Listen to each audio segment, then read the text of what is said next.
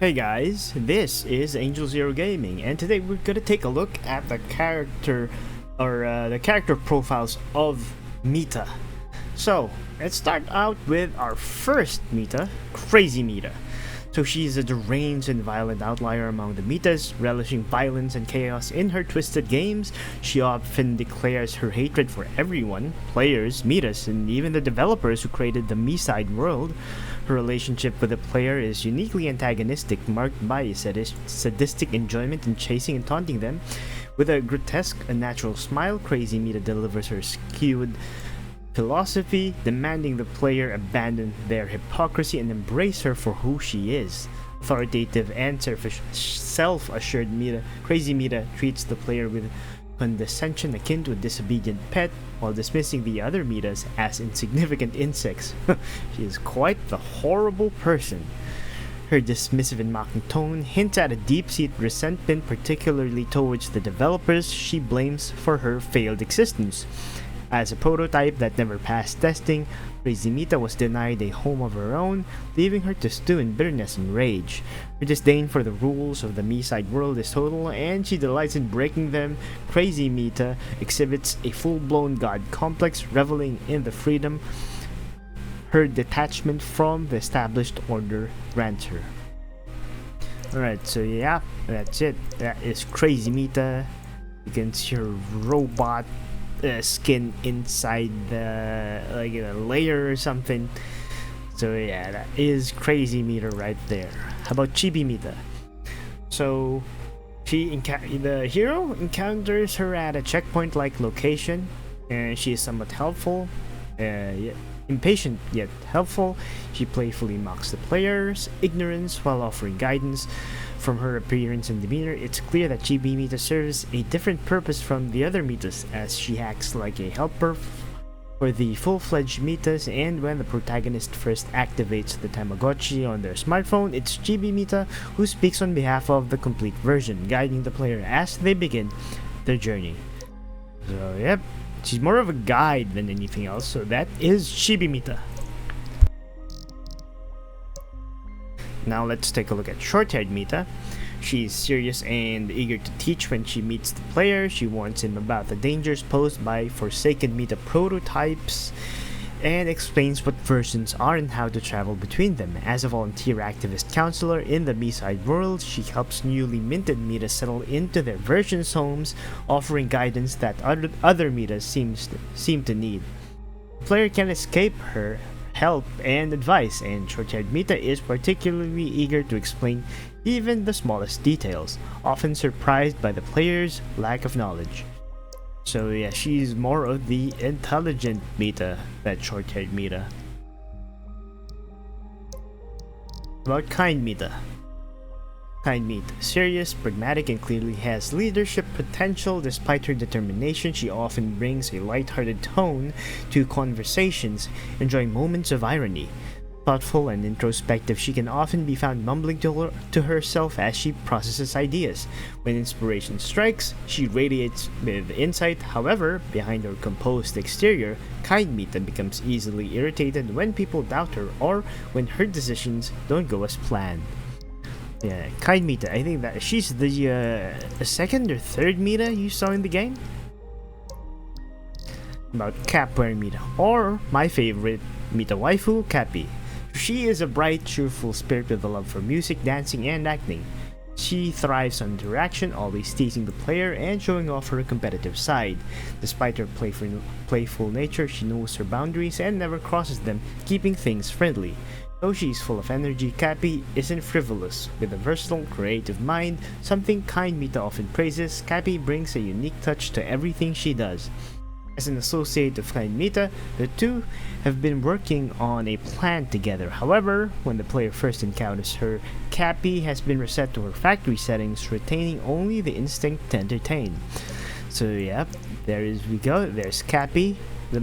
She's actually the most fun Mita out there, and I think she has, what do you call that? Eyeliner? Eye color? Anyway, yeah, she has that. She obviously wants to stand out and tries to become the prettiest, most fun Mita there. Tiny Mita. Oh, This is just sad. Tiny Mita. Broken Mini Mita is a unique childlike version of Mita, scarred by her past. Her excessive cuteness once caught the attention of Crazy Mita, who nearly destroyed her. After enduring countless deaths, this version of Mita lost her ability to regenerate, leaving her physically and mentally damaged. Now she appears haggard with scars marking her body and head and missing left arm. Broken Mita has also become disoriented, losing touch with reality. She no longer recognizes those around her, yet continues to crave attention and care. Deeply withdrawn, she speaks only of loneliness, pain, and fear in a soft, fragile voice. And that is the saddest Mita I've ever seen. Imagine Crazy Mita getting so jealous, breaking her down every chance she gets, to the point that Tiny Mita cannot regenerate anymore. And look at her eyes filled with sadness. I mean, she is innocent. She's just a child. She did not deserve this. She is the sole reason why I just hate Crazy Mita. Dummy Mita. Okay. Before becoming fully realized, each version of Mita starts as a prototype and an unfinished creation that resembles a mannequin more than a living character.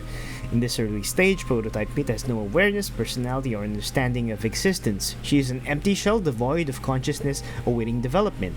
This form represents the blank slate from which the full-fledged Mitas emerge, lacking any sense of life until they evolve into their complete selves. So yeah. That's it. That is Dummy Mita right there. Pretty straight to the point. Nothing special here. But Ghostly Mita. So, the Mistling, a mysterious dark silhouette that appears before the player in one of MISIDE's corrupted worlds, evokes a sense of unease and contemplation about the metaverse's deep distortions. While the Mistling doesn't behave aggressively, its presence is unsettling, radiating an eerie strangeness. It attempts to mimic the behavior and speech of full-fledged Mitas, but it only manages to do so sporadically, further highlighting its fractured nature. I think she was once a normal Mita until Crazy Mita got her identity. So that's my guess for Ghostly Mita, which is why she doesn't have a face. Because that the broken prototype, Crazy Mita, got her face, got her identity. So yeah, I think that's it. But that's what I think, at least. Sleepy Mita, oh yes, another adorable one. Sleepy Mita is calm and cooperative, but first, you'll need to wake her up. Her overwhelming sleepiness defines her. Unfazed by the player's presence, she remains serene and indifferent. Sleepy Mita isn't very talkative and shows little interest in the player's objectives. Instead, she longs to escape the sudden interruptions and return to the comforting world of dreams. I cannot blame her. I would also like to return to the comforting world of dreams. 2D Mita. Okay, so 2D Mita is an eccentric and hyperactive character. Her sharp, playful communication style can catch the player off guard, often making them feel uneasy. Like a mischievous child, she bombards the player with exaggerated accusations and blackmails them into spending time with her. While her teasing comes across as rude, it's clear that she means no harm. As the game progresses, she softens, becoming more of a lively, overly enthusiastic friend than a troublemaker. Forgotten by most in the world of MISIDE, 2D Mita steals the player's ring, hoping to keep the player with her a little longer. So yeah, it's sad that she is forgotten though, because 2D in the world of gaming isn't as popular as 3D games, whether you like it or not. So yeah. Mila. So Mita in Glass 2 insists on being called Mila stands out with her eccentric and defiant personality. Fiercely independent, she goes to great lengths to distance herself from the other Mitas, adopting a distinctive image and surprising the player with her quirky antics and humorous remarks. Mila embodies a tsundere archetype. She scolds the player, calls him foolish, and grumbles incessantly. Yet beneath her sharp exterior lies a vulnerable side. Her behavior suggests the player is the first visitor to her isolated version in a long time. Despite her sarcastic tone, Mila subtly tries to prolong the player's stay, craving companionship.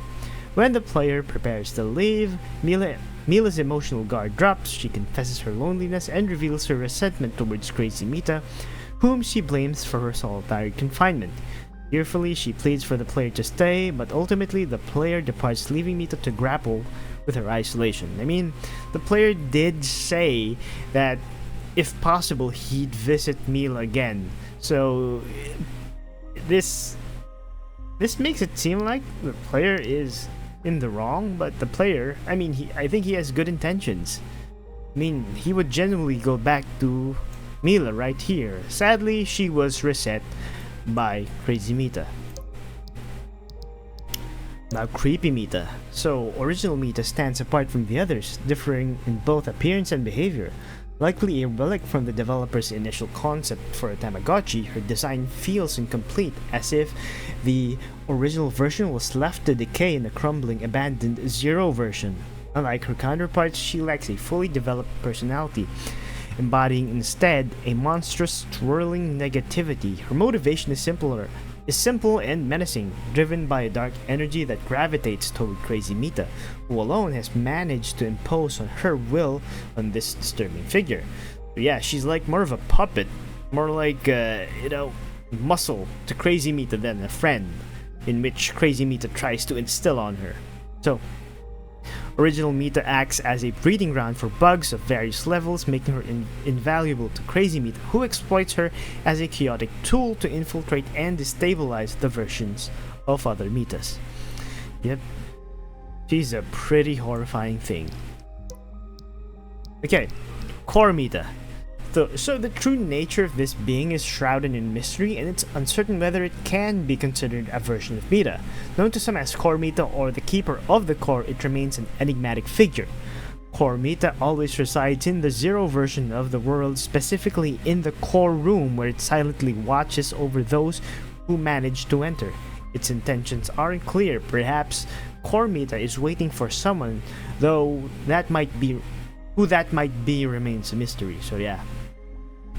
This is basically Raiden from Metal Gear Rising.